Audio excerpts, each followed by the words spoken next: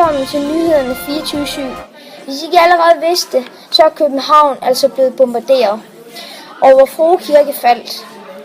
Jeg har været ude og snakke med en soldat, der befandt sig i Slesvig under bombardementet. Vi sender live her fra Slesvig-Holsten, hvor jeg står med en soldat, der var i Slesvig under bombardementet. Hvordan havde du det med at være uvis om, din familie var i live eller ej? Det er selvfølgelig ikke ret ikke at vide, hvordan ens familie har det, når jeg selv står her trygt i Slesvig, og de er hjemme i København, der er i gang med at blive bombet. Hvordan havde du med at ikke kunne hjælpe dem?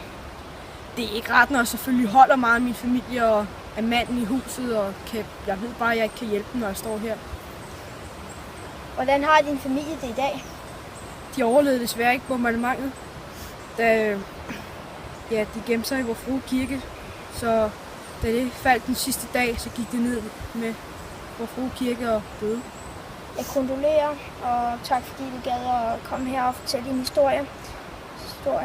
Vi stiller tilbage til studiet, hvor vi har fået besøg af familien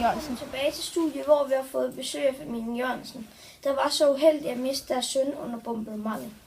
Hvordan havde I det under bombardementet? Det var forfærdeligt tanke om, at man skulle dø eller miste en, man har dag.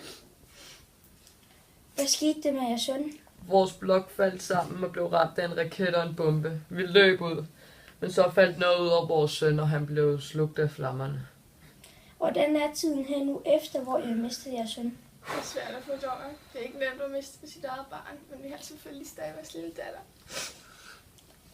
Hvordan har det præget din dagligdag? Det er meget svært ikke at have nogen, man kan lege med. Jeg savner ham rigtig meget. Det er sørgeligt, og vi siger tak for, at I gad at komme her i dag og fortælle jeres historie. Tak for i aften. Vi ses.